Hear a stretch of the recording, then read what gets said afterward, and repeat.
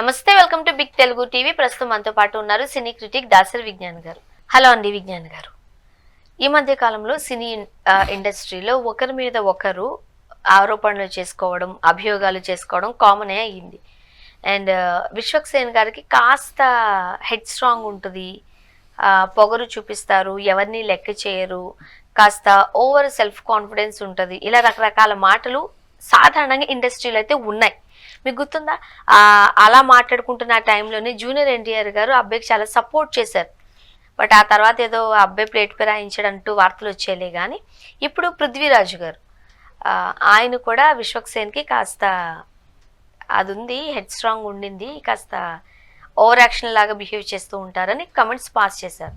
ఎలా చూడాలి? 1 సెకండ్. విశ్వక్సేన్ ప్రతిసారి ఎందుకు టార్గెట్ అవుతాడో నాకు ఇప్పటికీ అర్థం కాదు. కానీ ఆయన యాటిట్యూడ్, ఆయన పుట్టుకతో వచ్చిన యాటిట్యూడ్, నువ్వెవరు నేనెవరు చెప్పడానికి మార్చుకోమని. అవును, తన ఇష్టం అది. అంతే. తన కెరీర్, తన యాటిట్యూడ్ అది ప్లస్ అయితే తన కెరీర్కి ప్లస్ అవుతుంది, మైనస్ అయితే తన కెరీర్కే మైనస్ అవుతుంది. అవును, ఆయనకి ప్లస్ అయితే మనకు ఒరిగేది ఏంటి, మైనస్ అయితే మనకు ఒరిగేది ఏంటి? కానీ ఒకట్లే, ఇండస్ట్రీలో ఉన్నప్పుడు ఎక్కడున్నా సరే, ఇప్పుడు నేనున్నాను, నా పొగరు, నా ఇష్టం, నేనే. అఫ్ కోర్స్ మీరైనా వచ్చిందా వచ్చా కూర్చో ఇట్లా అన్నాను అనుకో, చిచ్చి మీకు ఇబ్బందికరం. ఆ విషయం ఏంటంటే ఇలాంటి పొగరని వీళ్ళు అనట్లా. అట్లా విశ్వకి ఎప్పుడూ మాట్లాడు. యాక్చువల్గా చెప్పాలంటే ప్రతి ఒక్కరు లేదు లేదు లేదు లేదు లేదు ఐ హావ్ సీన్ కదా. అదే ఎలా చూసారు? ఎప్పుడు కూడా ఎవరిని కూడా అలా మాట్లాడు. తనకు తెలియదు కూడా అలా మాట్లాడదామని. వాళ్ళ నాన్న ఎంత హంబులో, వాళ్ళ ఇంట్లో వాళ్ళు ఎంత హంబులో, తను కూడా అంత డౌన్ టు ఎర్త్. వాళ్ళ నాన్నగారికి సంబంధించి కూడా ఉన్నాయి కొన్ని ఉంటాయి. అంటే ఊరందరిని పట్టించుకోకపోతే నిన్ను పొగరు అంటారు, నిన్ను పట్టించుకోవాల్సిన అవసరం నాకేంటి? అర్థమైందా? ఆ టైప్ ఆఫ్ పొగరు, అంటగట్టిన పొగరు. ఇలా దఫాలుగా ఎలా వచ్చిందంటే, ఒక గతంలో జరిగిన 4-5 సందర్భాలు చెప్పుకుందాం. తన సినిమా గురించి ఎక్కువ కాన్ఫిడెంట్గా చెప్తున్నాడు, అది పనికిరాదు అంటారు. ఏంటి, తన సినిమా గురించి తను కాకపోతే ఇంకెవరు చెప్పుకుంటారు? నువ్వు చెప్తావా, నేను చెప్తానా, వాడెవడో చెప్తాడు, వీడెవడో చెప్తాడా? ఎవడో చెప్పడు, తనే చెప్పుకుంటాడు, కాన్ఫిడెంట్గానే చెప్పుకుంటాడు. చూడండి, మరీ కాన్ఫిడెంట్ చెప్పా, అందులో ఏమీ లేదు, సరే ఇట్స్ ఓకే ఫైన్. ఇప్పుడు లైగర్ సినిమా ఉంది, అసలు ఇరగదీస్తుందని చార్మి ముందు స్ట్రాంగ్గా చెప్పాలా? వాళ్ళ సినిమా నుంచి వాళ్ళ కాబట్టి ఇంకెవరు చెప్పుకుంటారు స్వర్ణ? అలా చెప్పచ్చు, సినిమాల గురించి మాట్లాడచ్చు. బట్ పర్సనల్ లైఫ్కి వచ్చేసరికి, పర్సనల్ లైఫ్లో కూడా ఏం అవ్వాలా. ఇక్కడ ఇతనితో ఉన్న ఇబ్బంది ఏంటో చెప్పనా?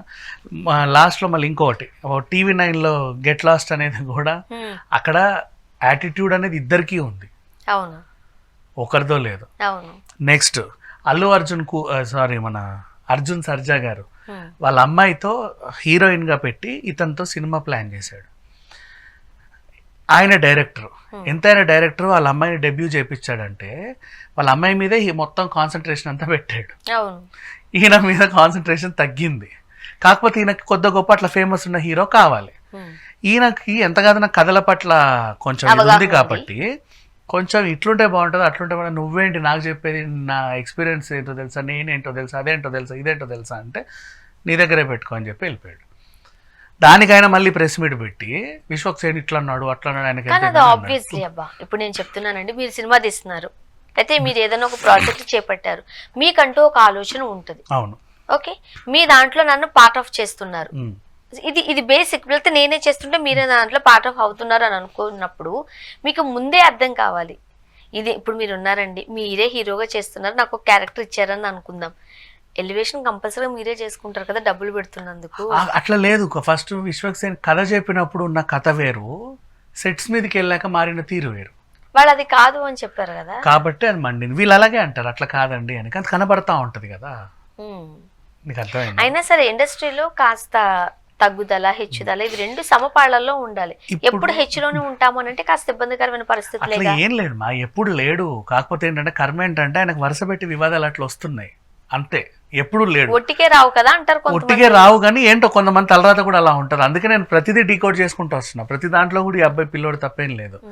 ఇప్పుడు ఇక్కడ చూసుకుంటే లైలా, ఈయన పాస్ చేసిన ఎలిగేషన్, లైలా సినిమా ఫ్లాప్ అవడానికి విశ్వక్సేన్ యాటిట్యూడే కారణం అన్నాడు. అవునా, ఎందుకండి అని అడిగితే, ఈ సినిమా ప్రీ రిలీజ్ ఈవెంట్లో కొన్ని ఏవేవో డిస్టర్బెన్స్లు జరిగాయి. అవును జరిగాయి, పృథ్వీతో మేకల గొడవ అది ఇది అయ్యింది.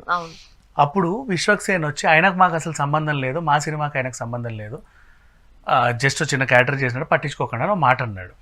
పృథ్వీరాజు ఈ పృథ్వీరాజుకి చెప్పి చూసావా నన్ను ఎంత మాట అనేసాడో అన్నాడు.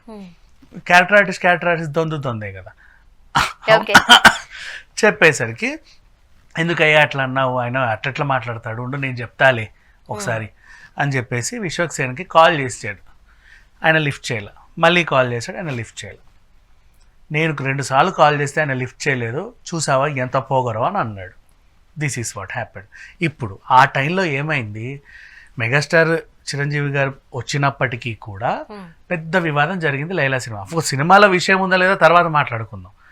సినిమా బట్ అందరూ అన్నారు కదా, ఆ రోజు చిరంజీవి గారు రావడం వల్లే అన్ని మాటలు బయటకు మాట్లాడగలిగారు. అలా ఆ రోజు చిరంజీవి గారు రాకపోయి ఉండుంటే కొన్ని మాటలు బయటకు వచ్చి ఉండేవి కావు, ఆయన నోరు అదుపులో పెట్టుకునే మాట్లాడి ఉండేవారు అంటారు. ఎవరు? పృథ్వీ. అంతే కదా. What ever. సో ఇప్పుడు విశ్వకి అక్కడ ఆ గందరగోళం అవుద్దని తెలియదు కదా. తెల్లారితే రిలీజు, 3 రోజుల్లో రిలీజు. ఈ రోజు ఏదో పెద్ద గందరగోళం అయింది. ఆ టెన్షన్లో ఉంటాడు. సినిమా కొనే వాళ్ళు కూడా ఫోన్లు చేసి ఏదో అయిందంట కదా, కొనమంటావా వద్దంటావా, అడ్వాన్సులు నాకు ఇచ్చేసి నీ సినిమా ఆడదంట, పెద్ద గోలే, అసలు రిలీజే కాదంట. ఇన్ని ఉన్నప్పుడు మధ్యలో ఈయన ఫోన్ చేసి చెప్పు విశ్వక్ ఎలా ఉన్నావు అంటే ఎలా ఉంటుంది? నీ ఫోన్ ఎందుకు ఎత్తాలి? నీ ఫోన్ ఎత్తకపోతే పొగరని ఎందుకు అనుకుంటావు? దేనికి? ఒక మెసేజ్ పెట్టి వదిలే, when you are free call me అని. ఇప్పుడు పొగరు నీకా ఆయనకా? చెప్పు. నేను చేస్తే నువ్వు ఎక్కడన్నా ఉండు, చావు, నాకు అనవసరం. కూడా అంత గందరగోళమైన పరిస్థితుల్లో కొన్ని ఫోన్స్ మనం లిఫ్ట్ చేయలేం కూడా. ఎప్పుడు కొంతమందితో మనం మాట్లాడలేం, ఎందుకంటే మనకు ఆ స్పేస్ కావాలి. కొన్ని ఫోన్లే లిఫ్ట్ చేయగలం, ఎందుకంటే మనకు తెలిసిపోద్ది. ఇప్పుడు మీరు చేశారంటే మీరు ఎలా మాట్లాడతారో నాకు తెలుసు కాబట్టి, దేనికోసం చేస్తారో నాకు అర్థమైపోతుంది కాబట్టి ఆ టైంకి అవాయిడ్ చేస్తాం. మేబీ అది కరెక్టే కూడా. ఇప్పుడు ఎట్లా చెప్పాడంటే సింపుల్ చెప్పనా, ఓడ ఉల్టా పడింది, వీళ్ళు కొట్టుకుపోతున్నారు. ఆ టైంకి నేను ఫోన్ చేసింది ఎందుకో తెలుసా, మంచి చెప్దామని. లెఫ్ట్ సైడ్ ఈదుకుంటూ పోతే గట్ట వస్తుందని చెప్దామని ఫోన్ చేస్తే వాడు లిఫ్ట్ చేయట్లేదు. వాడికి ఎంత పొగరు, చావని. ఎలా ఉంటుంది ఇప్పుడు నువ్వు చెప్పింది? వాడు ఎలా లిఫ్ట్ చేస్తాడు? వాడి మైండ్లో నీ ఫోన్ లిఫ్ట్ చేయాలని ఎందుకు ఉంటుంది? నువ్వు మంచి చెప్పడానికి చేసి ఉంటావులే, నేను కాదనట్లా. నువ్వేదో పెద్ద ఆయన ఏదో పాడు చేయడానికి చేసావు నేను అనలా. కాకపోతే దాన్ని నువ్వు పొగరు అని ఒక మార్క్ వేయడం చాలా తప్పు. ఇన్ని రోజుల వరకు నీకెందుకు లేవు క్యారెక్టర్స్, మధ్యలో ఇప్పుడు వస్తున్నాయి. మధ్యలో నీకు కూడా పొగరెక్కిందని చాలా మంది అన్నారు. అప్పుడేం ఎక్కడ ఏం పోయావు చెప్పు. అప్పుడు తల ఎక్కడ పెట్టుకున్నావు? చివరికి టీవీ సీరియల్లో లేడీ గెటప్ వేసాడు తెలుసా. టీవీ సీరియల్ లేడీ గెటప్ వేసి రోజు 5,000కి 10,000కి పని చేసాడు. ఆ తర్వాత కొన్ని రోజులు కెరీరే లేదు. మళ్ళీ ఎప్పుడో అలీతో సరదాగాతో ఒక ఇంటర్వ్యూకి వచ్చి, ఈయన ఇంటర్వ్యూ బాగా పాపులర్ అయ్యి నాకు కొత్త గొప్ప సినిమాల్లో మళ్ళీ రీఎంట్రీ ఇచ్చాక 4-5 సినిమాలు బాగా ఆడి ఇప్పుడు ఇక్కడ దాకా వచ్చాడు. ఈవెన్ మరి తండేల్లో కూడా మంచి క్యారెక్టరేగా. అంటే నేనేమంటా, ఆర్టిస్టులకి ఒక్కొక్క ఫేజ్ ఉంటుంది, ఆ ఫేజ్లో ఇలాంటి పరిస్థితులే వస్తాయి. అలా అని చెప్పి వాళ్ళని మనం ఏం తక్కువ చేసి చూడాల్సిన అవసరం లేదులే. కానీ ఆ పృథ్వీరాజు గారు వచ్చి ఈ పృథ్వీ గారికి చెప్తే ఈయనకి ఎందుకు అంత ఇబ్బంది అనేది కొంతమంది వాదన. What ever. ఇప్పుడు విశ్వక్సేన్ ఉన్నాడు సరే, ఆ టైంలో ఆయనకు ఏ గందరగోళం లేకుండా ప్రతిసారి నా సినిమాకి ఏదో ఒక కాంట్రవర్సీ అవుతుంది. ఈసారి ఏ కాంట్రవర్సీ లేకుండా ఇక్కడ దాకా వచ్చింది. అమ్మయ్య అనే టైంలో ప్రీ రిలీజ్ ఈవెంట్ లో అంత పెద్ద బాంబు వెళ్తే అందరు అదే మాట్లాడుకున్నారు. ఎక్కడుంది ఇంకా లైలా లైలా లైలా? అవును, నువ్వు సినిమా ఎలా తీసావు తర్వాతలే, బట్ నీకు కనీసం రావాల్సిన పబ్లిసిటీ కోసమే కదా నువ్వు తంటాలు పడేది. అది అవ్వాల. ఆ లాస్ట్ తర్వాత పాపం ఫస్ట్ రిలీజ్ డే రోజు ఐమాక్స్కి వచ్చి కూర్చొని చూశాడు సినిమా అందరితో. అసలు ఏంటి, ఎలా ఉంది రెస్పాన్స్, అందరూ ఏమనుకుంటున్నారు. తర్వాత వాళ్ళ నాన్న కూడా వచ్చి పాపం ప్రెస్ వాళ్ళందరికీ చెప్పాడు, బాగా థ్యాంక్స్ అండి, బాగా సహకరించారు అని. అలా అయిపోయింది లైలా సినిమా అంతే. ఇప్పుడు ఓటీటీకి కూడా వచ్చేసింది. ఏమో వాళ్ళ డబ్బులు వాళ్ళకి వచ్చాయో పోయాయో, నష్టమో కష్టమో వాళ్ళు పడతారు, నీకు అనవసరం. కాకపోతే మనిషి గందరగోళంలో ఉన్నప్పుడు నువ్వు ఫోన్ చేయడమే తప్పు. అసలు నీకు బాగా పరిచయం ఉండి అసలు ఇక నీ ఫోను లేపకుండా అసలు ఉండలేడు అనేటప్పుడు నువ్వు చెయ్యి. ఊరికే ఉచిత సలహా ఇద్దామని చెప్పి నువ్వు అట్లా సిగరెట్ కాల్చుకుంటూ ఫోన్ చేసి ఆయన లేపకపోతే అబ్బా వీడికి ఎంత పొగరు అని చెప్పి పెట్టేశారు. దీనికి సంబంధించి విశ్వక్సేన్ గారు ఎట్లా రియాక్ట్ అవుతారు? Thank you.